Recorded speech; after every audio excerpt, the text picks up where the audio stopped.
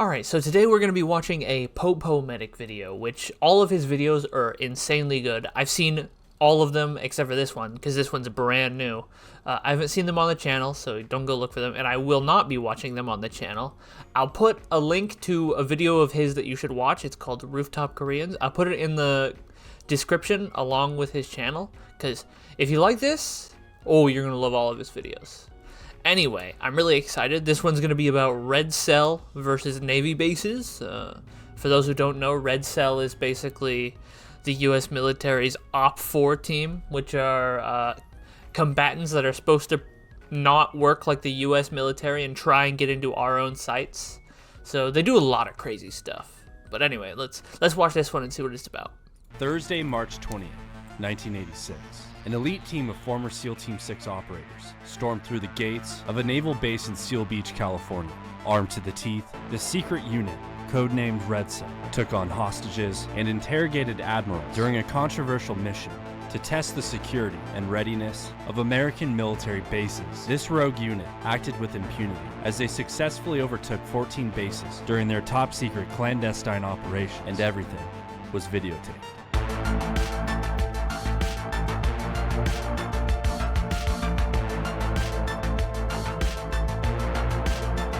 These videos are so good, man. I want to talk to Steve. I'm going to shoot this guy in 5 minutes.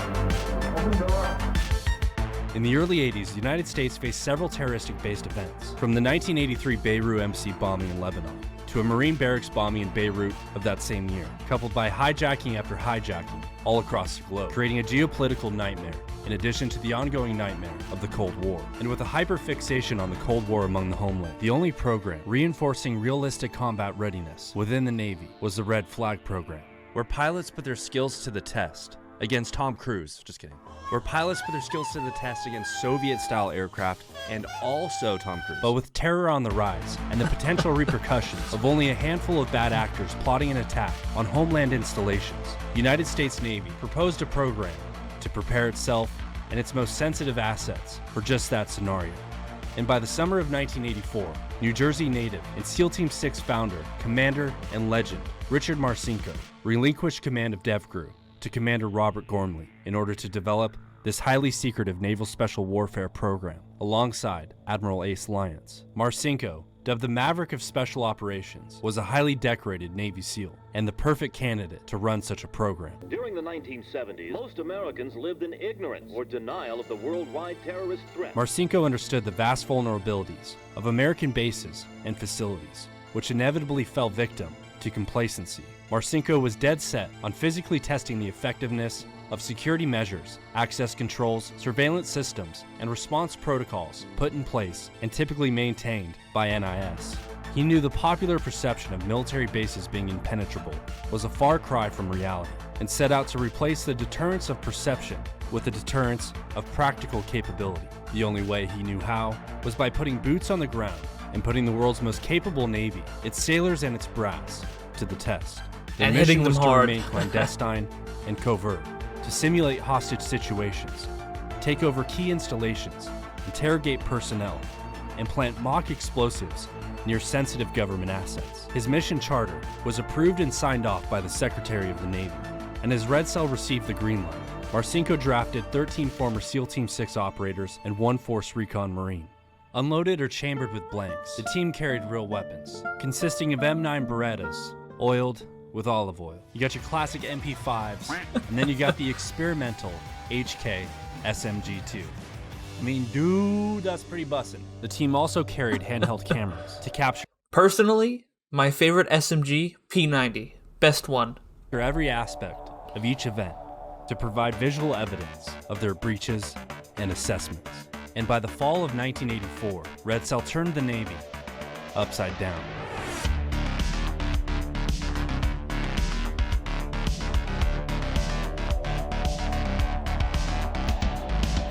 The Navy allocated a budget of $3 million. Okay, before we get into this, how do they not get shot? That's what I'm always wondering. Are the Navy personnel also loaded with blanks, or are they risking getting shot here? million per year. That's right, the Navy gave a bunch of spec ops dudes $3 million in beer and gas money to steamroll our own government, with only one vague rule, which was just don't unalive anybody. Isn't that ridiculous? I don't think so. On September 21st, in Groton, Connecticut. Honestly, I think that's not even that bad, because, like, hey, you know, it works. If it works. The Red Cell team targeted the construction site of the Navy's nuclear submarines. Protected by a limited number of state contract police, the area was asking for trouble, as the only other force capable of responding in the event of an emergency relied on the local authorities, already tied up with day-to-day crime. Marcinko and his team took advantage, entered the water, and beached a nearby shipyard. They then hopped the fence in the dark alongside the pier and mugged a group of pier guards several yards ahead. The team then put on the uniforms of the pier guards, entered the bow, and boarded the tender, where they overtook the ship completely before revealing. You just got pranked, bro! The team then moved on to Norfolk, Virginia, where they stormed the gates and took prisoners into a gymnasium. One of the hostages became frustrated and identified himself as the admiral in charge, at which point the operators grinned and took the admiral into a locker room, where they slapped him around and gave him a hot and cold shower until he broke down in tears. A punishment for being a dumbass and identifying himself as the admiral.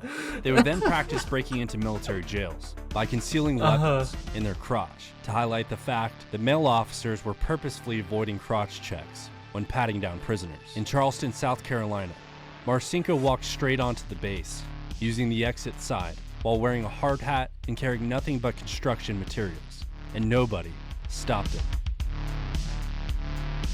He'd then see his comrades in at midnight and wake up a group of sleeping sailors in the barracks at 3 o'clock in the morning. They would interrogate the men, demand sensitive information, and then just straight up troll the shit out of them by making them PT until 6 o'clock in the morning. They would then move on to raid the airstrip, where they hijacked a plane and all the brass waiting to board. They would even become notorious for planting bombs near sensitive installations, including Air Force One, and other sensitive sites, like this dude right here just soloing a nuclear power plant.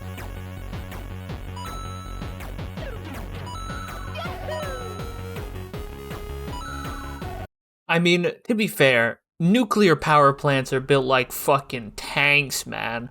If they get shot by, like, a tank, mind the pun, they'll be fucking fine, bro. They got, like, meters, tens of meters of concrete and reinforced steel. The power plant will not explode before the damage from the explosives kills it. Anyway, tangent over.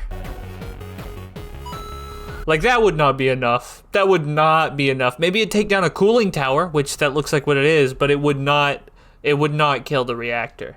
I mean, it'd have to be shut down, but it wouldn't, like, Chernobyl the reactor, you know?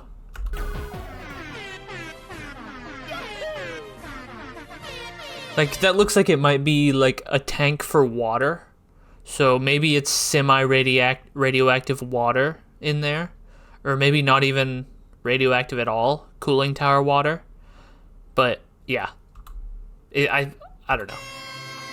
Next, Red Cell swept Naval Weapons Station Seal Beach in Southern California, where they kidnapped a civilian contracted security guard named Ron Sheridan.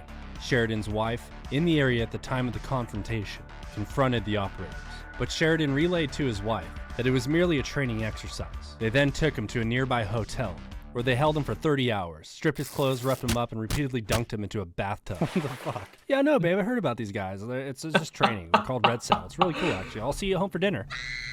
Oh, I see. The totality of these successful operations caused... I guess they did that to make the actual, like, personnel scared of them so that they'll respond like it's real. So maybe they do know it's supposed to happen? an internal political uproar, as angered and embarrassed high-ranking officials went straight to NSW and filed a laundry list of complaints against Red Cell.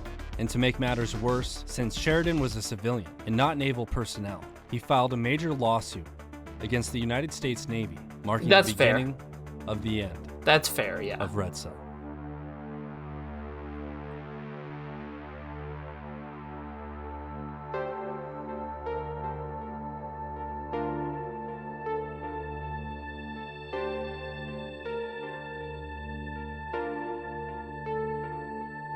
Naval facilities across the nation remained on high alert, as Red Cell not only shook up the branch, but hundreds of officers within its brass, who not only claimed the program to be useless, but claimed they were never bested in the first place out of pride.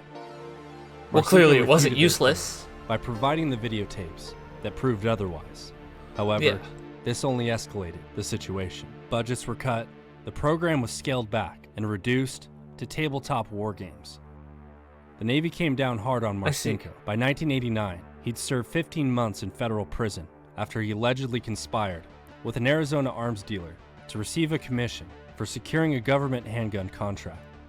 Marcinko denied these claims and attributed the scandal to a witch hunt by the Navy's highest-ranking officers. He would later go on to write an autobiography titled Rogue Warrior and run a successful private security consulting firm based out of DC. Classic. Name a better duo than Special Operations and Private Military Contractors. Despite the controversy surrounding his career, Richard Marcinko remains a legendary figure in the special operations community, credited with shaping and elevating the capabilities of Navy SEALs forever. Everybody ready to go? Yeah. All right. Let's go.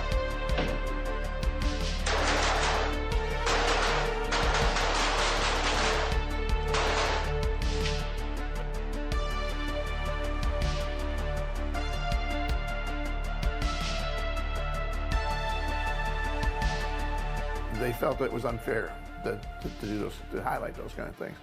And then the Navy was paying about $3 million a year to fly us everywhere, and our equipment and our explosives and all that stuff. I mean, if you think about it, $3 million isn't even that much for the Navy, right? Like, for the amount of effectiveness they probably got from this program, I'd say it was probably easily worth it.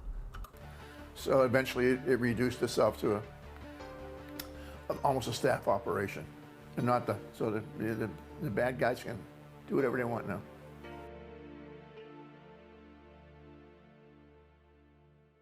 Hey guys, if you enjoyed this video, be sure to hit that subscribe button. And if you want to learn more about some Red Cell dudes, check out this video I did a while back where a former Red Cell operator goes full Neil McCauley. And be sure to check out the new merch exclusively on Yeah, Mythos check it out. Check out his merch. veteran-owned and operated company. I'll leave a link in the description down below. Thanks for watching, and I'll see you in the next video. Let's see. Let me get that link so I can give it to you guys too here. Oh, I'm dumb. The merch it's right at the top. Okay, yeah, I'll put that in the description too. So if you do want any of this, go for it.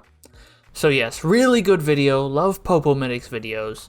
Highly recommend. We'll put all the links I need to put in the description will be in there, hopefully, unless I forget them. And if I do, let me know. But yeah, if you have any other videos you want me to watch, please just shoot them down, bleep bloop them in the comment section below. Yeah, like and subscribe, I guess, too, on my channel. See how that goes. Yeah, have a good one.